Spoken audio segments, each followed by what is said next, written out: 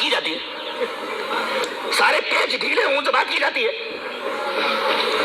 رہا یہ مسئلہ کہ حفاظت نہیں ہوئی متن کی, ارے متن حدیث کی, یعنی قرآن کی حفاظت ہو. لیکن میں بولتا ہوں کہ صرف ایک سوال کا جواب دے دو, اگر حدیث کو نہیں مانتے ہو تو بتاؤ کیا ثبوت ہے تمہارے پاس کہ قرآن اللہ کا کلام ہے؟ اب منکرین حدیث کیا بولیں گے کہ قرآن اللہ کا کلام ہے, ہم ثبوت میں قرآن پیش کریں گے. ارے یہ تو مقابلہ ہے, تحکم ہے, مقابلہ ہے. اس لیے کہ جو دعویٰ میں دلیل ہے, منطق کا ایک طالب علم جھوٹا اٹھا کر کے سر پہ مارے گا کہ جو دعویٰ میں دلیل ہے, جو دلیل میں دعویٰ ہے, وہ پاگل پنا ہی ہے. بھائی آپ نے کیسے جانا کہ قرآن اللہ کا کلام ہے؟ بولے قرآن سے. ارے یہ جو دعویٰ ہے وہی دلیل ہے, دلیل الگ ہونی چاہیے دعوے سے, کوئی دوسری چیز لاؤ. جو دعویٰ ہے وہی دلیل ہے. یعنی اگر حدیث کو نہ مانا جائے تو قرآن بھی مشکوک ہو جائے گا کہ اللہ کا کلام ہے بھی کیا نہیں ہے.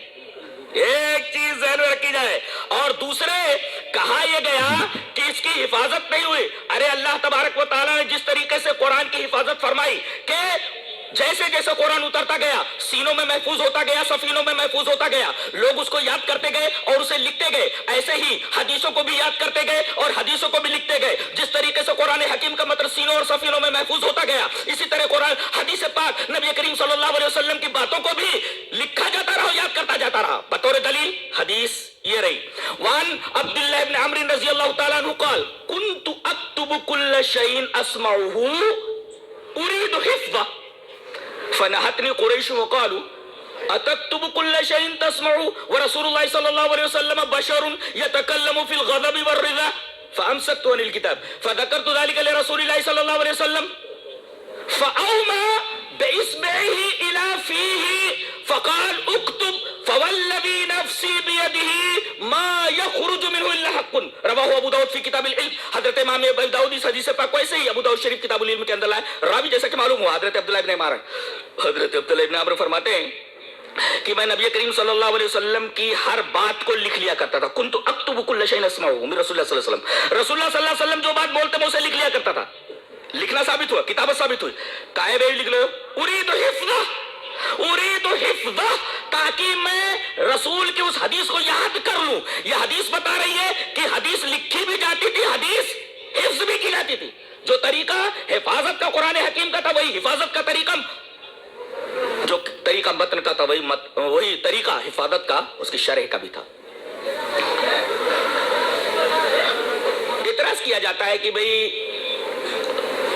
بعد میں چل کر کے بہت ساری موضوع اور من گھڑت اور ضعیف حدیثیں صحیح حدیثوں میں گھس گئی.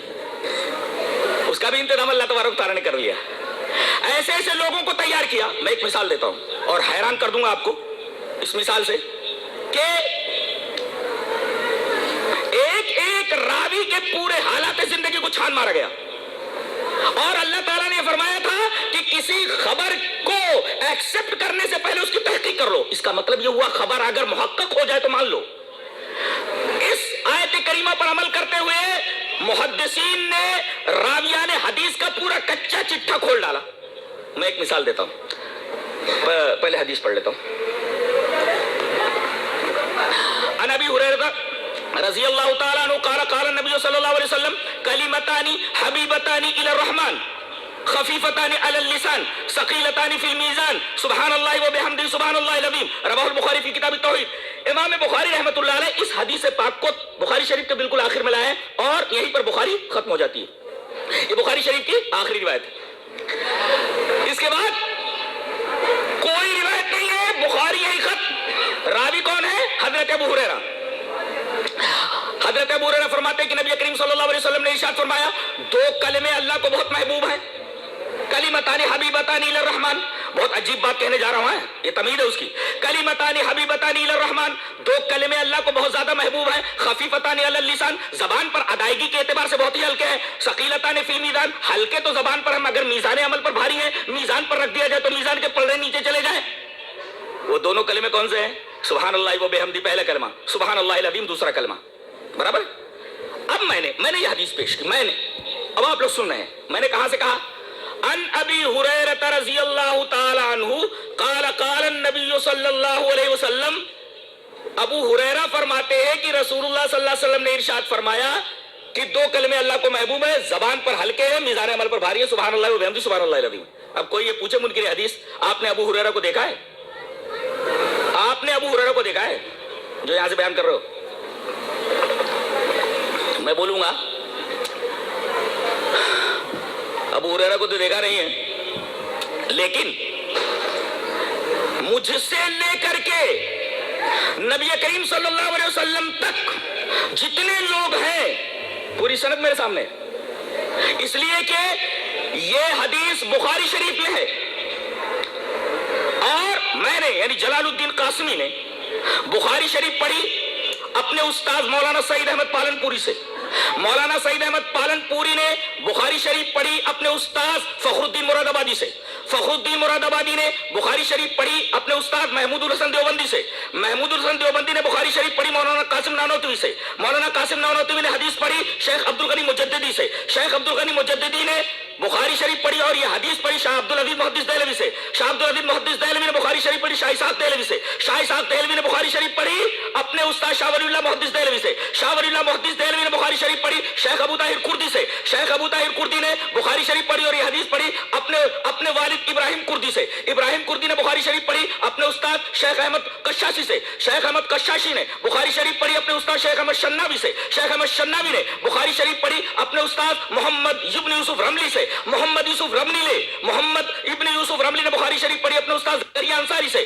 زکریا انصاری نے بخاری شریف پڑھی حضرت حافظ ابن حجر اسقلانی سے، حضرت حافظ ابن حجر اسقلانی نے بخاری شریف پڑھی اور یہ روایت پڑھی اپنے استاد امام تنوخی سے، ابراہیم تنوخی سے، ابراہیم تنوخی نے یہ حدیث پڑھی احمد ابن ابی طالب سے، احمد ابن ابی طالب نے یہ حدیث پڑھی اپنے استاد سراج الحسین ابن مبارک سے، انہوں نے یہ حدیث پڑھی بخاری شریف پڑھی اپنے استاد شیخ عبداللہ الحروی سے، شیخ عبداللہ الحروی نے بخاری شریف پڑھی شیخ عبداللہ ابن مظفر داؤدی سے، شیخ عبداللہ ابن مظفر داؤدی نے بخاری شریف پڑھی شیخ عبداللہ سرخسی سے، شیخ عبداللہ سرخسی نے بخاری شریف پڑھی مشہور محدث محمد ابن یوسف فربری سے، محمد ابن یوسف فربری نے بخاری شریف پڑھی امیر المومنین فی الحدیث حضرت امام محمد ابن اسماعیل البخاری سے، محمد ابن اسماعیل بخاری بولتے ہیں حدثنا احمد ابن اشکاب حدثنا محمد ابن فضیل عن عمارة ابن القعقاع عن ابی زرعة عن ابی ہریرہ قال قال النبی صلی اللہ علیہ وسلم کلمتان حبیبتان الی الرحمن خفیفتان علی اللسان ثقیلتان فی المیزان سبحان اللہ و بحمدہ سبحان اللہ العظیم رواہ البخاری فی کتاب التوحید۔ اللہ اکبر۔ آیا بتا یہ ہے حدیث۔ بیچاروں نے کہیں نہ الٹی پلٹی کچھ حدیث کی کتابیں پڑھ لی، چند کتابیں پڑھ لی تو ادھر حدیثوں پر اعتراض کرنے لگے۔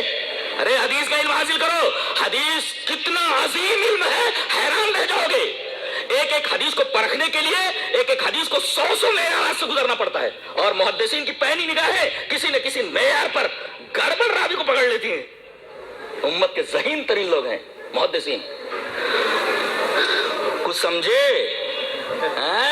سمجھ میں آیا؟ یہ ہے حدیث۔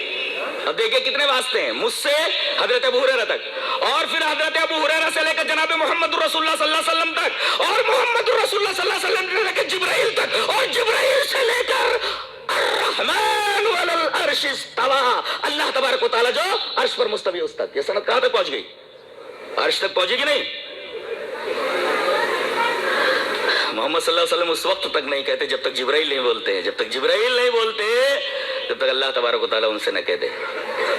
یہ میں نہیں کہہ رہا، اللہ تبارک و تعالیٰ نے ارشاد فرمایا وَالنَّجْمِ إِذَا هَوَىٰ مَا ضَلَّ صَاحِبُكُمْ وَمَا غَوَىٰ وَمَا يَنطِقُ عَنِ الْهَوَىٰ إِنْ هُوَ إِلَّا وَحْيٌ يُوحَىٰ۔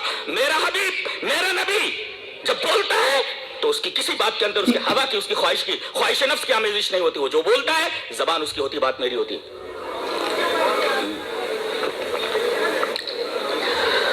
یہاں تک اگر بات سمجھ میں آ گئی ہو تو آئیے چلیے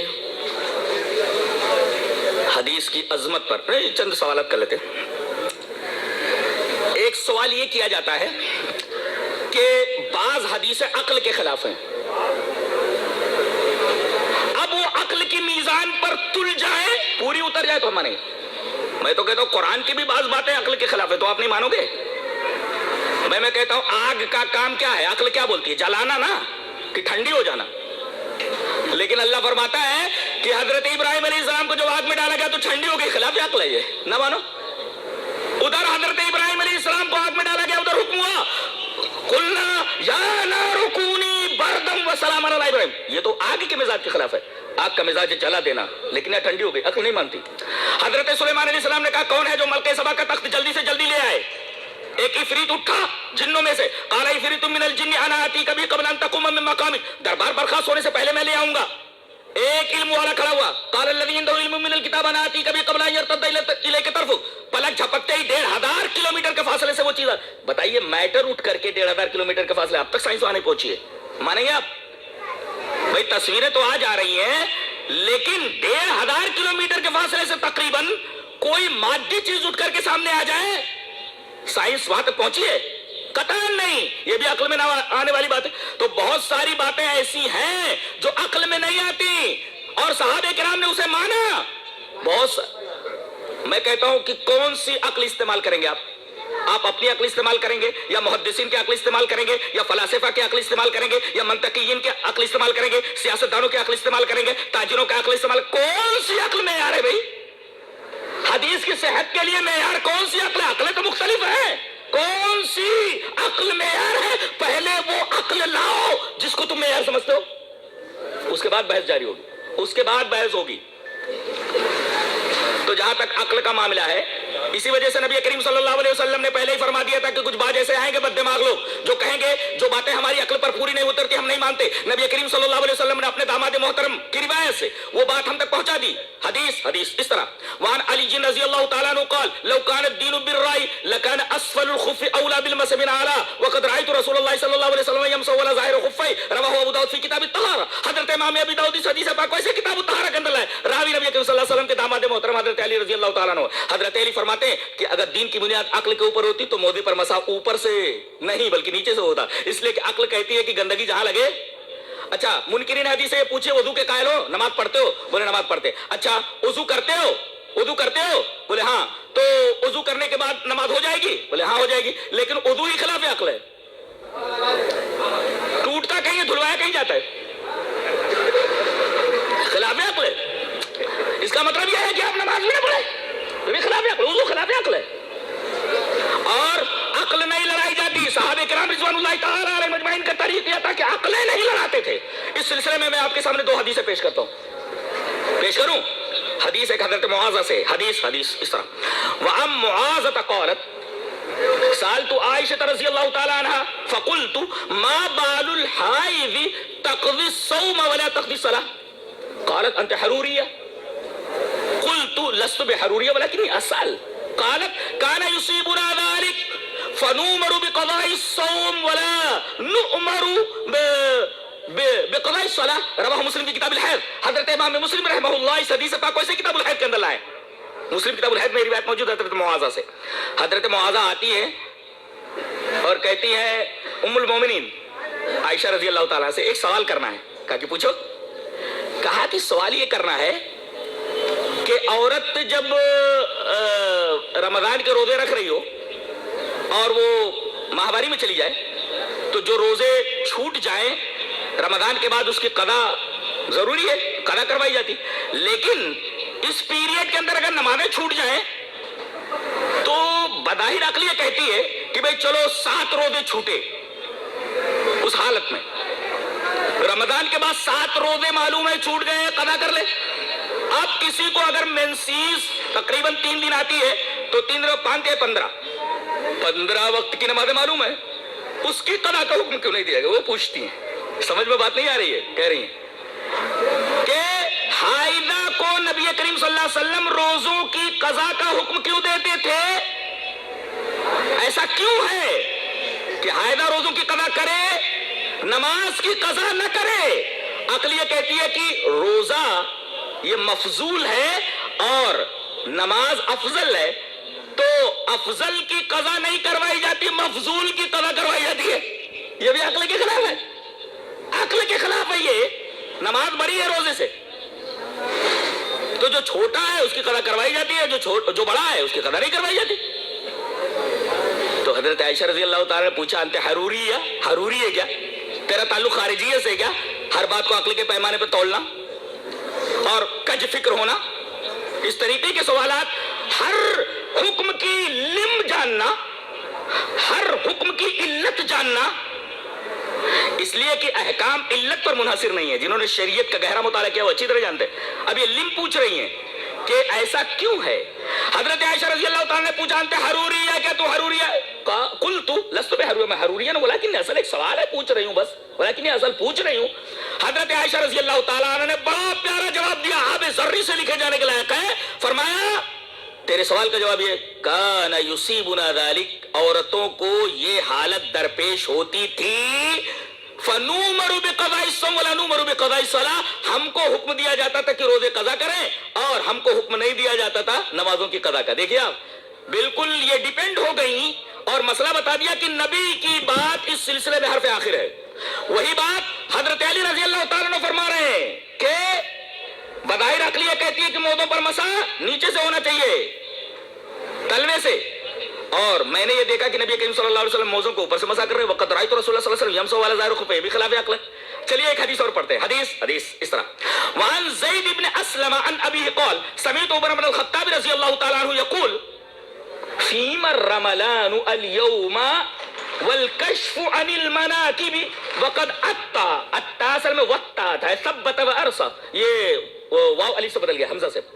تو حدیث اس طرح وعن زید بن اسلم عن ابی قال سمعت عمر بن الخطاب رضی اللہ تعالی عنہ یقول فیما الرملان اليوم والکشف عن المناکب وقد اطأ اللہ الاسلام ونفى الكفر واهله مع ذلك لا ندع شيئا كنا نفعله على عهد رسول اللہ صلی اللہ علیہ وسلم. رواه ابو داؤد فی کتاب المناسک. حضرت امام ابی داؤد اس حدیث پاک ویسے کتاب المناسک کے اندر راوی حضرت زید بن اسلم ہے، وہ اپنے باپ سے روایت کرتے ہیں کہ انہوں نے سنا حضرت عمر بن خطاب رضی اللہ تعالیٰ عنہ کو یہ فرماتے کہ آج رمل کی ضرورت کیا ہے. رمل سمجھتے ہیں کہ جب آدمی حج کرنے کے لیے عمرہ کرنے کے لیے جاتا ہے تو جب طواف کرتا ہے تو پہلے 3 چکروں کے اندر فرسٹ جو 3 اشواط ہیں اس کے اندر ذرا سینہ نکال کر کے اور ذرا کندھے وندے تھوڑا پکڑ کر کے تھوڑا چلتا ہے رمل. تو کہہ رہے ہیں کہ یہ تو ایک علت کی بنا پر تھا. مدینہ سے جب صحابہ کرام آئے تو ان کے کانوں میں یہ بات پڑی کہ مکہ والے کہہ رہے ہیں کہ دیکھو مدینہ چلے گئے، وہاں کی آب و ہوا راس نہیں ہے، کمزور ہو گئے، دیکھو کیسے مرگلے دکھ رہے. تو نبی کریم صلی اللہ علیہ وسلم فرمایا ذرا سینہ نکال کر کے چلو، ذرا دکھاؤ ان کو تھوڑا سا. اب ظاہر ہے کہ وہ علت ختم ہو گئی فتح مکہ کے بعد، لیکن اس کے بعد بھی آج رمل کیا جاتا ہے. وہی پوچھ رہے فیما الرملان اليوم، آج رمل کی ضرورت کیا ہے؟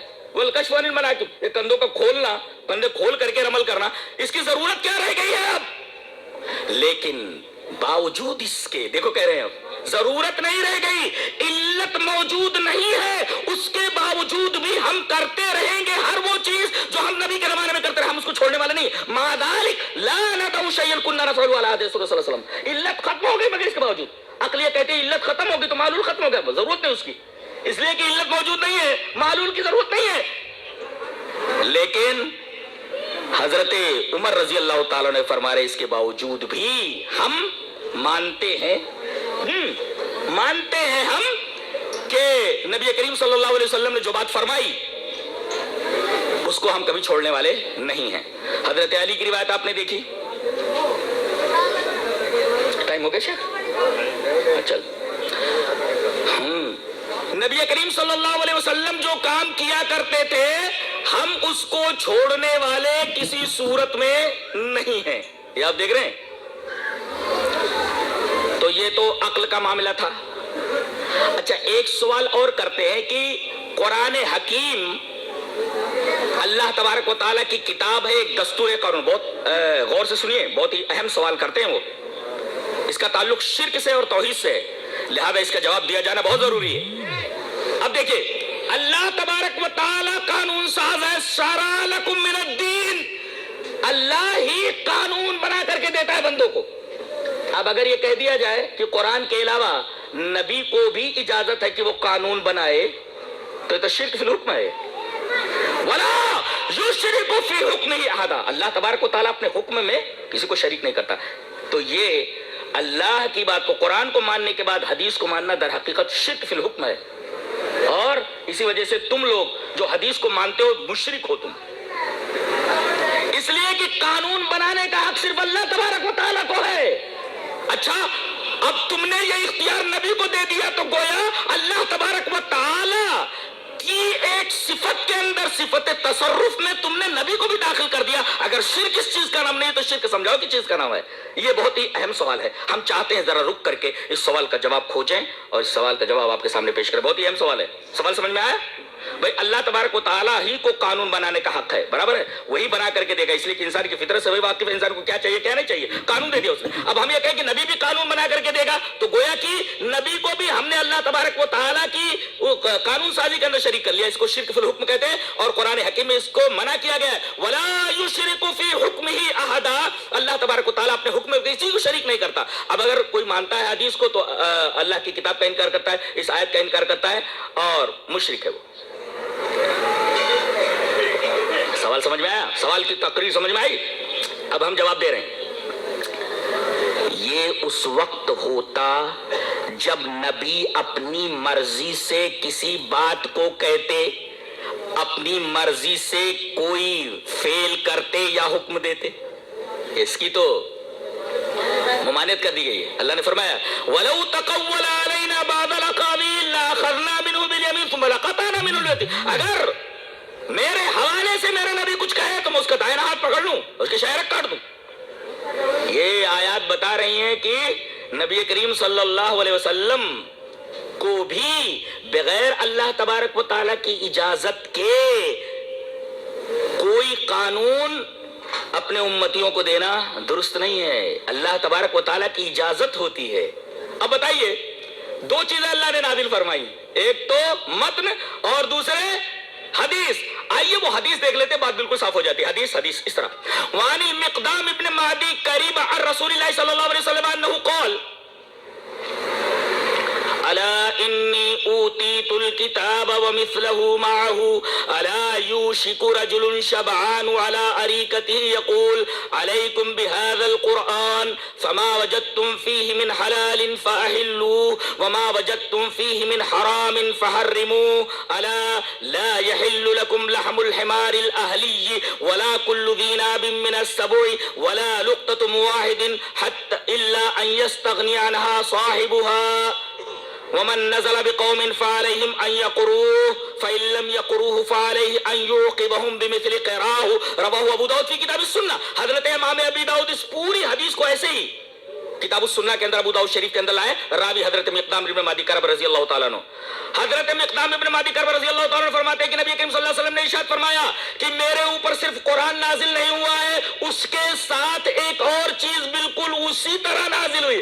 مثل کا لفظ خاص طور سے یاد رہے, مثل کا لفظ خاص طور سے یاد رہے کہ مجھے کتاب دی گئی ہے اور اس کے ساتھ بہت اس کا ایک ٹکڑا سمجھنے جیسا ہے. ایک تو آگاہ کیا گیا, یہاں منکرین حدیث کو آگاہ کیا جاتا اللہ کہہ کر کے, اللہ ہے سنو سنو انی ادود, یہ تاکید کی بات ہے. بے شک اس میں کوئی شک کی بات ہے یہ نہیں, بالکل کلیئر بات ہے کہ اوتیت الکتاب, کہ مجھے قرآن دیا گیا. صرف وہی نہیں, وہ مثلہ, اسی کے مثل. اب بتائیے دونوں ایک جیسے ہو گئے کہ نہیں؟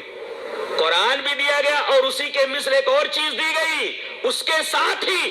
اس کا مطلب یہ ہوا کہ اگر رسول اپنی طرف سے کوئی قانون دیتے تب یہ اعتراض تھا. پتہ یہ چلا کہ جیسے قرآن اللہ نے دیا ہے جو وہی مطلوع ہے, ایسے ہی حدیث بھی دی جو وہی غیر مطلوع ہے. لہذا نبی اگر کوئی بات کہتے ہیں تو در حقیقت یہ شرک فی الحکم ہے ہی نہیں, اس لیے کہ وہ بھی اللہ ہی کی بات ہے. ایک متن ہے اور اللہ کی دوسری بات جو نبی کی زبان سے نکلی ہے. اگر وہ نبی کی زبان سے نکلے تو حدیث ہے اور اللہ تبارک و تعالیٰ کی طرف انتساب ہو تو وہ قرآن ہے. اعتراض دوسری صورت میں وارد ہوتا ہے, جیسا کہ میں نے اس کا رد کیا اور خلاصہ بیان کر دیا. تو یہ معاملہ بھی بالکل واضح ہو گیا اور اس اعتراض کا دفعیہ بھی آپ کے سامنے پیش کر دیا گیا. رہا بعض مسائل کا سمجھ میں نہ آنا, وہ کہتے ہیں کہ ایسا لگتا ہے ایک حدیث دوسری حدیث سے ٹکراتی ہے, لہذا جب ٹکراؤ ہے تو جس چیز کے اندر ٹکراؤ اس کو چھوڑ دینا چاہیے. ارے اللہ کے بندو, یہ ٹکراؤ تو بظاہر قرآن میں بھی نظر آتا ہے لیکن اس کو ٹکراؤ بولیں گے, بلکہ تطبیق نہیں دی جاتی ہے. مثلا میں ایک بات بولتا ہوں, اللہ نے فرمایا سورہ فرقان کے اندر وَقَالُوا لَوْلَا نُزِّلَ عَلَيْهِ الْقُرْآنُ جُمْلَةً وَاحِدَةً, کافرین کا یہ کہنا ہے کہ قرآن جملے واحدہ کیوں نہیں نازل کر دیا گیا ایک ساتھ، یعنی دھیرے دھیرے نازل ہوا ہے. برابر ہے. آیت کریمہ بول رہی ہے کہ دھیرے دھیرے نازل ہوا، تو آپ کو معلوم ہے 23 سالوں میں نازل ہوا ہے. تدریجن، گریجولی، ایک گریجوئل پروسیس تھا، اس کے ساتھ نازل ہوا ہے قرآن حکیم. اچھا، اس کے بعد ایک جگہ فرمایا گیا انا انزلناہ فی لیلۃ القدر، ہم نے اس پورے قرآن کو لیلۃ القدر میں نازل کر دیا گیا. یہاں کہا گیا پورے قرآن کو ہم نے لیلۃ القدر میں ایک ساتھ نازل کر دیا، اور یہاں کہا جا رہا ہے دھیرے دھیرے نازل ہوا. ٹکراؤ ہے کہ نہیں ہے؟ ٹکراؤ ہے کہ نہیں ہے؟ تو اس ٹکراؤ کا دفعہ آپ کو معلوم ہی ہے. ایسے ہی جب دو حدیثیں آپس میں ٹکرائیں، بظاہر تعارض نظر آئے، تو تطبیق کی صورت نکال لی جاتی ہے. اور تطبیق کی صورت جس طرح تم قرآن حکیم میں نکالتے ہو بظاہر دو آیتوں میں تعارض نظر آتے وقت، تو یہی فارمولا اور یہی میتھڈ کیوں نہیں اپلائی کرتے ہو حدیث شریف کے بارے میں؟ یہ میتھڈ اس وجہ سے اپلائی نہیں کرتے ہو کہ حدیثوں کے تعلق سے تمہارے دلوں میں محل بیٹھا ہوا ہے. تم کو حدیث دشمنی اس بات میں مائل نہیں کرتی کہ جو فارمولا تم قرآن حکیم کے بارے میں استعمال کرتے ہو وہی فارمولا تم احادیث کے بارے میں استعمال کرو. بات بالکل بے غبار ہو کر کے سامنے آ گئی.